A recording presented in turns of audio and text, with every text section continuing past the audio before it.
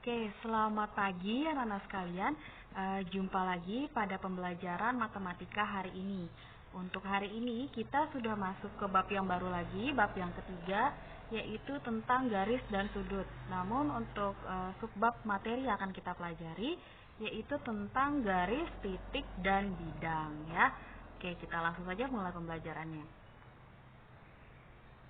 Nah, Bu Guru mengingatkan kembali dulu untuk school value kelas 7, yaitu peserta didik menunjukkan sikap disiplin dalam pembelajaran daring. Kemudian untuk tujuan pembelajaran kita pada hari ini yaitu yang pertama, kita mengenal apa sih itu titik, garis, dan bidang. Kemudian yang kedua, bagaimana hubungan antara titik, garis, dan bidang. Dan yang terakhir yaitu bagaimana kedudukan antara dua buah garis atau lebih ya. Nah, sekarang kita masuk ke materi intinya. Nah, coba perhatikan gambar berikut. Nah, di sini ada 3 jenis gambar ya. Jadi ada gambar yang mencontohkan titik, garis, dan bidang. Jadi di sini ada contoh untuk titik, di situ ada tulisannya titik A. Nah, itu contoh dari titik ya. Kemudian ada namanya garis G atau garis RS. Nah, yang ini ya. Kemudian ada bidang alfa atau bidang KLM yang ini. Bidang alfa kenapa? Karena di ininya ada tulisan alfa, atau bidang KLM karena ada titik-titiknya yang dinamai dengan K, L, dan M ya. Oke, selanjutnya. Nah, titik dapat digambarkan dengan memakai tanda noktah ya. Jadi titik itu kalau dalam matematika namanya noktah. Nah, sebuah titik itu bisa dinotasikan dengan huruf kapital atau huruf besar ya. Nah, misalnya titik A, titik B, titik C, titik D, dan seterusnya ya. Nah, kemudian kalau untuk garis itu direpresentasikan oleh sebagai kumpulan titik ya. Jadi garis itu terbentuk dari kumpulan-kumpulan titik ya. Nah, kemudian suatu garis itu dengan 2 tanda panah di setiap ujungnya itu mengindikasikan bahwa garis tersebut panjangnya tak terbatas ya. Nah, sekarang kita lihat di sini ini. Ada garis dengan panah, ujung-ujungnya itu ada panah. Itu artinya garis ini bisa diperpanjang ya, dan diperpanjangnya tidak tahu batasannya sampai mana. Nah, kemudian sebuah garis itu dapat dinotasikan dengan huruf kecil ya. Kalau titik dengan huruf besar, kalau garis dengan huruf kecil ya. Jadi misalkan garis K, garis L, garis M, dan sebagainya. Tapi bisa juga dengan huruf besar ya. Jadi dilihat dari titiknya kayak ini. Ada garis ya yang dihubungkan dengan 2 titik. Nah, jadi nama titik itu bisa kita namai dengan nama garisnya ya. Jadi karena di sini ada titik R dan S, jadi garis RS ya, bisa kita namai seperti itu juga. Oke, selanjutnya. Nah, apa hubungan antara titik, garis, dan bidang? Ya, jadi salah satunya di antara tentang konsep letak itu adalah suatu titik pada garis atau pada suatu bidang ya. Jadi di sini yang menitik beratkannya adalah letaknya dari suatu titik pada garis atau pada suatu bidang ya. Nah, sekarang kita masuk ke hubungannya. Nah, di sini yang pertama adalah hubungan antara titik dengan garis. Nah, bagaimana hubungannya? Jadi antara hubungan titik dengan garis ini ada 2 jenis ya. Yang pertama itu bisa titiknya berada pada garisnya ya. Jadi contohnya di sini yang pertama itu ada titik A tepat berada di garis L ya. Jadi titik itu tepat berada di garis yang pertama. Kemudian yang kedua, nah itu ada titik yang di luar garis. Jadi seperti contoh pada gambar yang kedua ya. Jadi situ ada garis M di mana titik B-nya tidak terletak di garis ya. Jadi itu namanya titik di luar garis. Garisnya apa namanya? Garis M ya. Nah, oke, hubungan yang selanjutnya yaitu hubungan antara titik dan bidang ya. Antara titik dan bidang. Jadi di sini ada dua jenis juga ya. Jadi ada titik yang berada di dalam bidang, contohnya pada gambar yang pertama ini ya. Jadi ada bidangnya namanya bidang alfa. Nah, di dalamnya ada titik namanya titik C. Jadi hubungannya antara titik dengan bidang itu adalah titik C berada pada bidang alfa ya. Nah, kemudian yang kedua itu di luar bidang, titik yang berada di luar bidang. Contohnya pada gambar yang kedua. Jadi di situ ada bidang beta di mana titik D-nya berada di luar bidang beta ya. Jadi ada dua jenis hubungan antara titik dengan bidang. Oke, selanjutnya. Nah, sekarang hubungan antara garis dengan bidang ya. Jadi untuk yang gambar pertama, kita lihat di sini, ini ada keterangannya ya. Gambar yang pertama yang ini ya. Jadi garis terletak pada bidang apabila garis menjadi bagian dari bidang. Nah, contohnya seperti itu gambarnya. Jadi ada garis yang di dalam bidang ya. Jadi itu adalah bagian dari bidang garisnya. Nah, bagian dari bidang nama garisnya. Kemudian yang kedua, yang ini garis itu berada di luar bidang. Contohnya seperti ini. Jadi ada bidang, garisnya di luar dari bidang ya. Seperti itu. Kemudian garis yang menembus atau memotong bidang. Nah, contohnya yang ketiga seperti ini ya. Jadi dia tembus. Nah, itu kalau diilustrasikan kalau kertas kita tusuk pakai pulpen misalnya. Nah, seperti itu contohnya. Jadi pulpen itu coba sebagai garis, kemudian kertasnya itu sebagai bidang. Jadi itu contohnya kalau dari hubungan antara garis dan bidang yang menembus atau memotong bidang ya. Oke, selanjutnya. Nah, sekarang selanjutnya adalah titik-titik segaris ya. Jadi dua titik atau lebih dikatakan segaris jika titik-titik tersebut terletak pada garis yang sama. Ya, jadi istilah untuk titik-titik yang segaris ini disebut kolinier ya. Jadi contohnya seperti ini, ada gambarnya. Ada dua titik, titik A dan B yang berada di satu garis L. Nah, itu adalah namanya titik-titik yang segaris ya. Nah, itu contohnya. Kemudian ada yang namanya titik-titik sebidang. Nah, jadi dua titik atau lebih dikatakan sebidang jika titik-titik tersebut terletak pada bidang yang sama.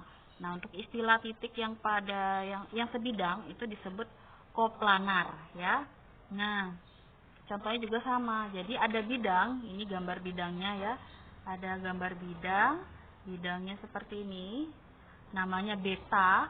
Nah, di dalamnya ada dua titik. Nah, inilah yang disebut dengan dua titik yang sebidang. Jadi dia di dalam bidang. Namanya maka disebut dengan titik-titik sebidang. Mau tambah lagi titik yang lainnya juga boleh. Yang tadi juga titik dalam segaris. Mau ditambahkan titik-titik yang lain juga bisa. Asal dia segaris. Di pas titiknya itu di garisnya ya. Oke, nah selanjutnya pemahaman garis ya.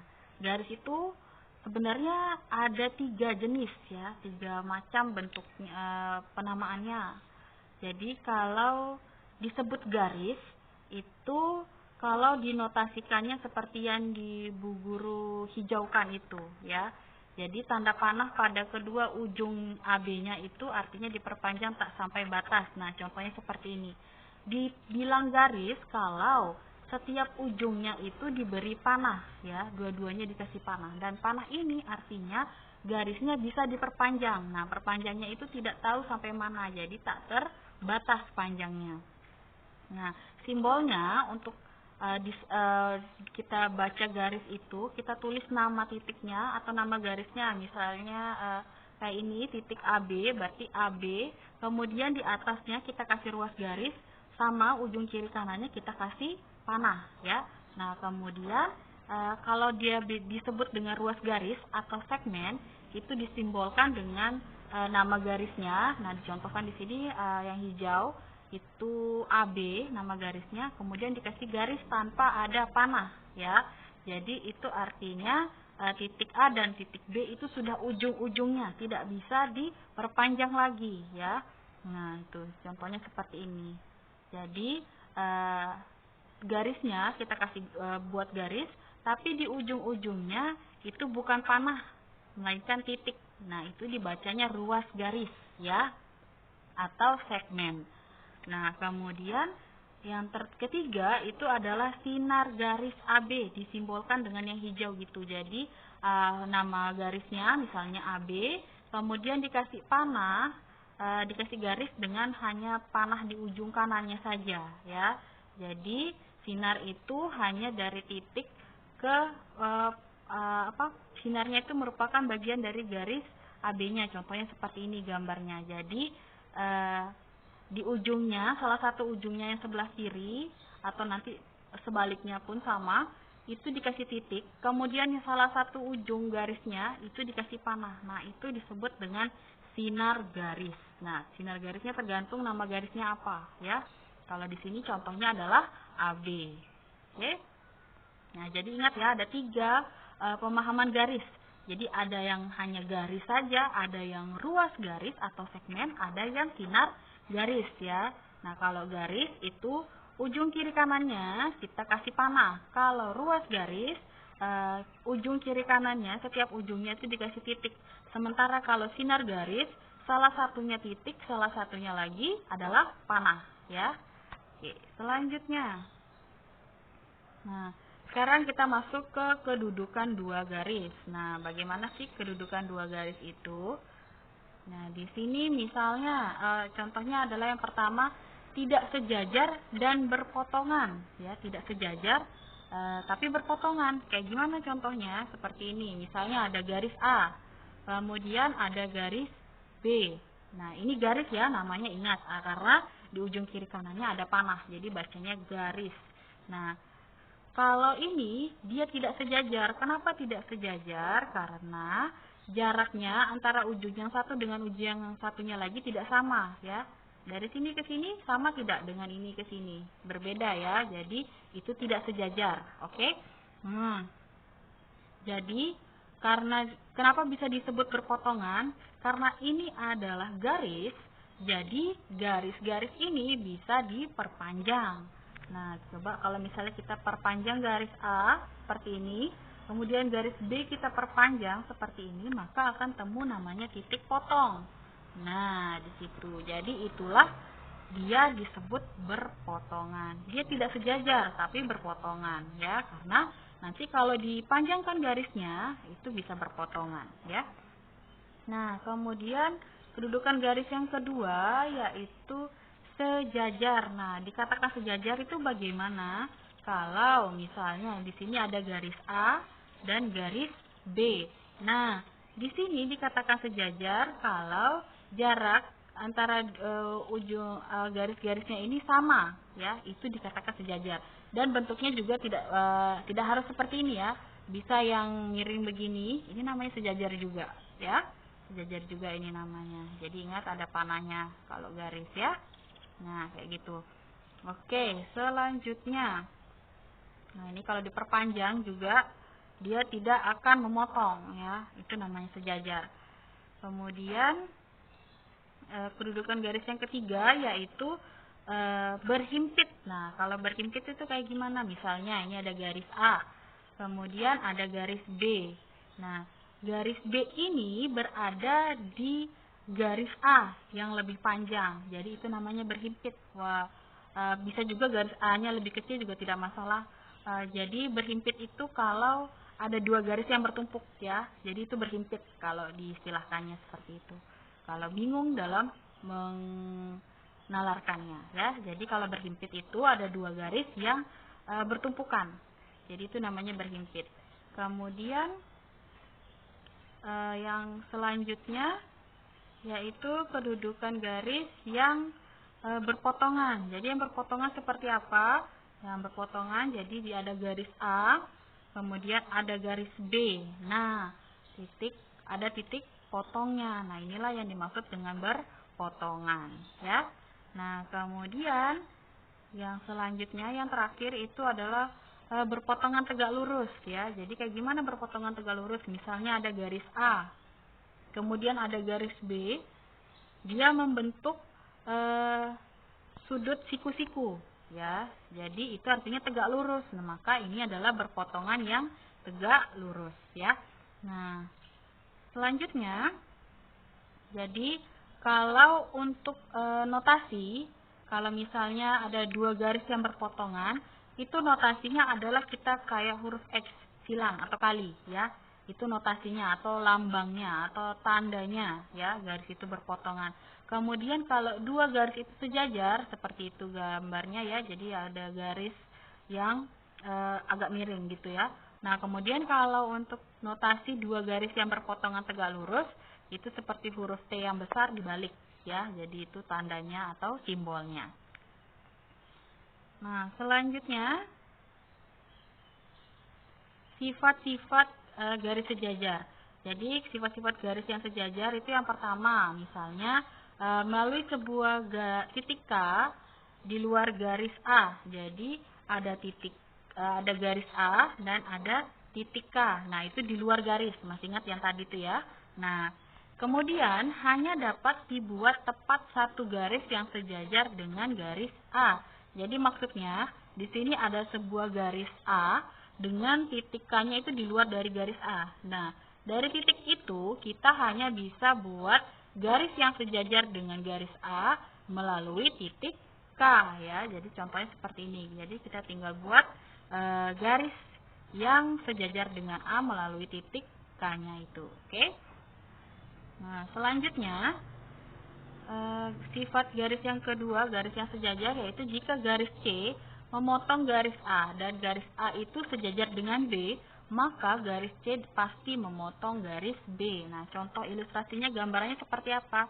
Misalnya ada garis C seperti ini, memotong garis A. Nah, ini berpotongan, ya. Dan ternyata garis A itu sejajar dengan B. Nah, sejajar seperti ini. Jadi kalau sejajar, kalau bentuk A-nya melintang seperti ini, berarti B-nya juga melintang seperti itu, ya. Jadi itu namanya sejajar.